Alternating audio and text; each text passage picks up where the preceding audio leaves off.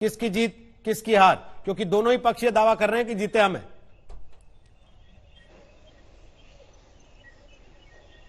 इफ्तिखार मिसगर, आवाज आ रही मेरी?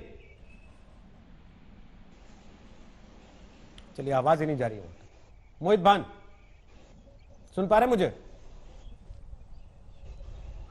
जी, बीजेपी कह रही है अकेले अकेले लड़ते, सुन पा रहा हूं, बताइए रोज। अकेले अकेले लड़ते तब तुलना करते हमसे।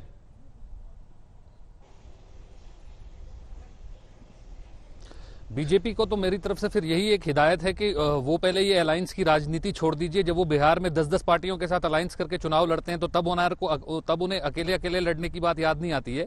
लेकिन कोई और भी पॉलिटिकल पार्टी अगर हिंदुस्तान के अंदर अलायंस करती है तो उनको उससे प्रॉब्लम हो जाती है।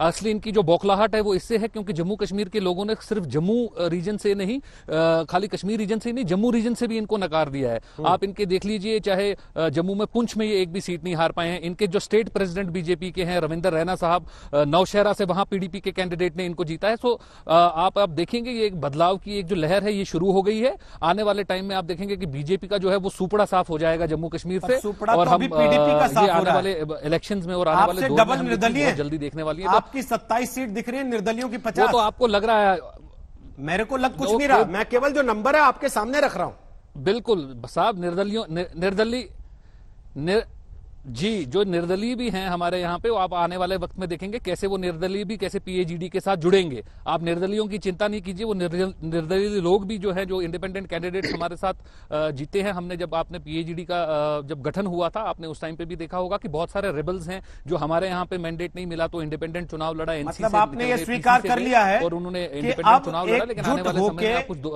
सारी पार्टियां मिलकर ही चुनाव लड़ेंगी तभी बच पाएंगी, वरना खत्म हो जाएंगी। ये आपने कबूल कर लिया है।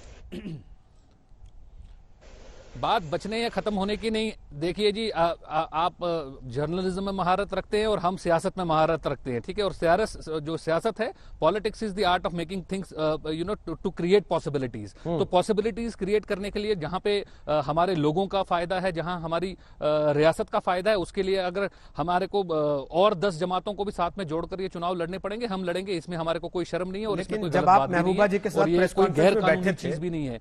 तो आपके पुराने दोस्त सुशील पंडित एक बात कह रहे थे यहाँ, उनका कहना था कि आप लोग 5 अगस्त 2019 के फैसले के विरोध में एक साथ आए, आपने एक टीम बनाई कि साहब हम इस फैसले के खिलाफ हैं, और उसी फैसले से ये डीडीसी का इलेक्शन पैदा हुआ, जिसको जीत के आप दावा कर रहे हैं कि साहब ये तो उसके खिलाफ है, जीत हमारी है तो ये उस फैसले के खिलाफ है।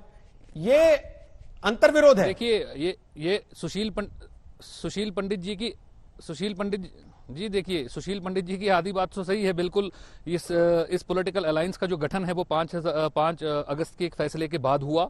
एक सियासी माहौल यहाँ पे एक ऐसा क्रिएट हो गया, एक सिचुएशन यहाँ पे ऐसी क्रिएट हुई कि इस अलायंस का गठन होना पड़ा, ठीक है जी। तो इसमें कोई गलत नहीं है, ये तो जग जाहिर एक सच है कि एक ऐसा एक सिचुएशन क्रिएट हुआ और जिसके अंदर हमारे को एक साथ मिलकर आकर ये चुनाव लड़ने पड़े। और ये जो चुनाव है ये लोगों के एस्पिरेशंस के ऊपर लड़े गए। ऐसा नहीं है कि नेशनल कॉन्फ्रेंस है या पीडीपी है या पीसी है, इन्होंने ये फैसला किया, ये यहाँ के लोगों ने फैसला किया। हमारे जो अलग अलग नुमाइंदे डिस्ट्रिक्ट्स में होते हैं उनके पास लोग आए और उन्होंने बोला कि आपको ये चुनाव में हिस्सा लेना है। और हम जो हैं, हम जनता की आवाज के ऊपर चलने वाले लोग हैं। ये हमारे यहाँ ड्राइंग रूम में बैठ के फैसला नहीं होता है कि हमें चुनाव लड़ना है या नहीं लड़ना है। It is the people's aspiration. और लोगों, जी बिल्कुल, और लोगों ने अपना जो एक जवाब है अपने मत के तरीके से, पीएजीडी का जो एजेंडा था वो लोगों के सामने था कि हम 370 और 35A के प्रोटेक्शन की बात और उसको वापस लाने की बात कर रहे हैं। उसके ऊपर हमने वोट मांगा, लोगों ने हमें वोट दिया। आप पार्लियामेंट से 370 पलटवा लेंगे। अब ये तो एक पॉलिटिकल, ये तो एक सामने से आप नगर पालिका का चुनाव जीत के संसद से 370 पलटा लेंगे। आप इतनी जल्दी मत कीजिए।